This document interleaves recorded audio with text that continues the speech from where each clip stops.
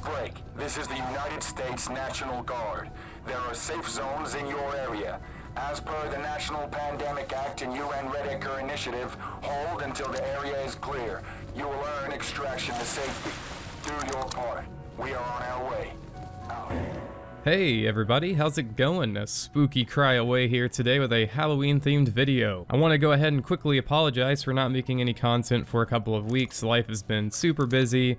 I've got a new job, lots of stuff is happening, and it's been a lot. So finding the time to make videos has been a bit problematic. However, I have had plenty of time to actually play some video games. And seeing as we are in the Halloween spirit, I actually decided to start playing No More Room in Hell again because I love zombie games in general, and this game honestly is the closest representation of a classic zombie scenario you can get. Ammo is limited, health is very scarce, if you get bitten you can turn. Everything about this game is really hardcore, and while it's on the source engine and does have a lot of errors and flaws and very counterintuitive design choices, overall, the experience has held up very well for how many years it has been out, and like I said, it's free to play, so you have nothing to risk by trying it out yourself. This game can also run on pretty low-end hardware too, which is really great because of the engine, so even if you're kind of on a toaster, you could probably boot this game up.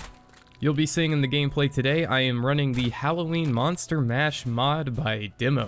The Monster Mash mod basically replaces all of the zombies with Halloween monsters and models. It's a very festive, spooky, and scary kind of a mod with skeletons, witches, Dracula, weird deer people, lots of, I think there's mummies too. Yeah, there's a lot of weird stuff in this mod, but I absolutely love it. I think they even made G-Man into like Frankenstein's monster, which is pretty cool. Really, this kind of gives me vibes of the Halloween Horrors Masquerade update for Killing Floor 2 with all of the different models. No More Room in Hell can actually be a pretty intimidating and scary game at times, so having this mod on does significantly help reduce the fear factor, I suppose.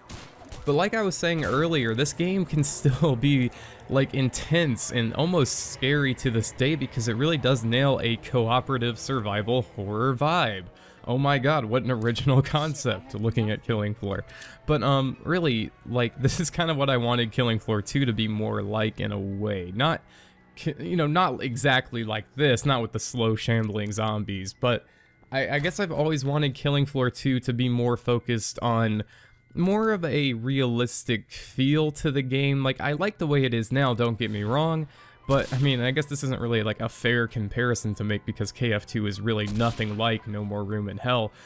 But I guess I've always wanted, since the original KF mod, like that kind of feeling back where you're playing like a pretty scary shooter with like limited resources and you have like your buddies watching your back, but they also have limited resources, so you're having to stick together in a group and kind of take corners and corridors and hold down positions and do that kind of thing.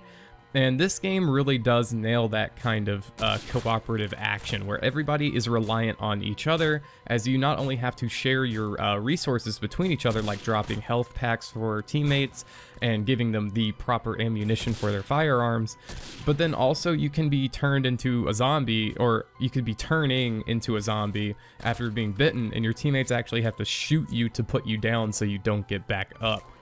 And as you know, when you turn into a zombie in this game, you don't actually control the zombie. However, the zombie is one of the runners, which is one of the more strong types of Zeds or zombies, or I forget what they call them in this game, but it's one of the more aggressive zombie types, so you really do not want your buddies coming back to eat your brains.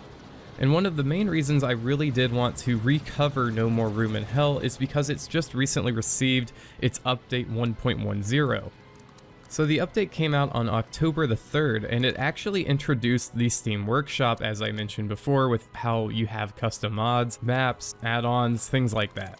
And I guess I kind of wanted to make this video as a call to action, like if you're a Left 4 Dead 2 modder or Insurgency modder and you have experience on the source engine, I really would love to see a lot more mods made for No More Room in Hell, because what we've currently got are a few really cool weapon mods and a few really interesting like player model swaps, and I would love to just see way more mods come to this game, especially like sound overhauls to make the weapons more punchy, and maybe even some visual overhauls to maybe particle systems. I don't know if they'll allow us to do that, but I'd also just love to see more maps and more custom game modes, anything really to put more into No More Room in Hell, because it really is, like I said, one of the few existing games that nails the survival horror and co-op kind of feel. And I guess it's just kind of a travesty to watch this game not get content. So if you're a modder of any variety on the Source Engine, please check this game out, and if you do enjoy it enough, I'd love to see you guys making some content for this game. I know it's kind of a selfish request, but really the only game I know how to mod would be KF2, and that's only like texture mods, and I've actually forgotten how to do most of that. So I'd just love to, you know, throw the request out there. But this update to No More Room in Hell has also added 15 new achievements, over 100 changes and bug fixes to the game, updates to the game's networking internals and lag comp, various UI changes with like new backgrounds and new loading dialogue, lots of stuff that's going to definitely help the game's longevity. So right now it's like a Thursday morning, and there's 530 people in game. And for a game of this age and like what its niche is, that's actually really impressive, like on just a random work day or school day, to have that many people still playing in games. You're going to have a good time. You're going to find servers. One recommendation I would make though is to look at the tags on the server that you're about to join, because it really can make or break your experience with No More Room in Hell. Honestly, the best way to play it would be finding like a friend to play it with and trying to get your own lobby started, but I know that can be a little bit complex.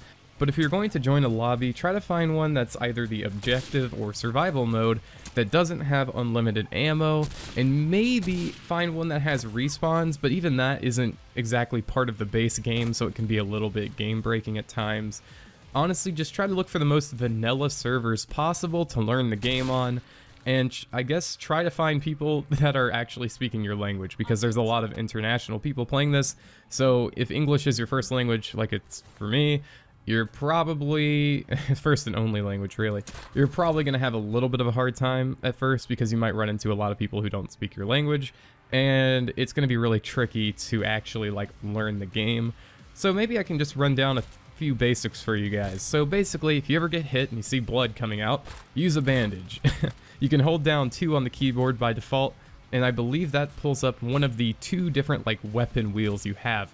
One of them shows your ammo, and if you're holding onto wooden planks or Molotov cocktails, and if you hold down I believe 3 on the keyboard, that shows your actual weapons. If you have a melee weapon, a firearm, things like that. And if you right-click stuff in the wheel, I believe that's how you drop it. So if you see a teammate bleeding, you can drop them bandages. If you see a teammate and he says he's turning into an infected, you can drop him the pills that will, like, I believe momentarily halt the infection for about 3 minutes or so. And you can also throw down medical packs or med kits to people who are severely damaged. One thing that's important to note in this game is that if you are actually very injured, you don't actually like see any indication of that on the screen, other than I believe the color fades out a bit. So what you need to do is ask other people around you sometimes, like, hey, what's my health status? Is it yellow, green, or in the red? Keep in mind that all of the bandages and medical things in this game actually have pretty long animations, so you have to be a bit careful about that. If you want to use the medical kit, it'll actually take you, I believe, up to like 25 seconds to administer the whole thing to yourself. So just like I said, keep stuff like that in mind. This game is actually pretty realistic with its timings on things. Another pro tip would be to manage your resources properly and correctly. Don't just take any gun you see. If you do not have ammo for the weapon, either leave the weapon where it is or collect it in a room with a bunch of other weapons that you've collected and leave them on the ground, so if you have teammates who have the correct ammo type, maybe they can pick it up. Another thing to keep in mind is the melee system in this game. While it's pretty immersive, it can actually be really janky at times. I would always recommend doing the shove first before you go in for a swing, because while the zombie is stumbling back, they cannot hit you. Also, there is a stamina system of sorts in the game, so if you try to do too many melee swings in a row, you'll get winded, and this will lead you to dying a lot if you're not careful. While the heavier melee weapons might seem like the best option because they'll kill things pretty much instantly most of the time, and can even have wide arcing swings that can hit multiple Zeds at the same time, they typically will wind you in 1 or 2 swings, and I don't know if I would personally always recommend using those unless it's all you have. I also believe the more you're carrying, the slower you are, so just keep that in mind too. So yeah, guys, that's been my video on No More Room in Hell. I really hope you all check it out sometime. It's a really fun game, especially to play during Halloween times. It can be a blast with friends if you can get them all into a lobby.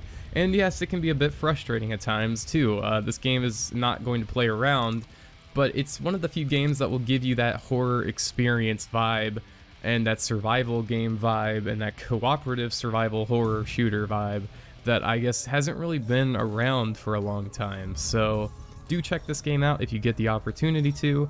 And what would be really cool is to see No More Room in Hell 2 in the future, which I think the developers have teased or have given update blogs towards.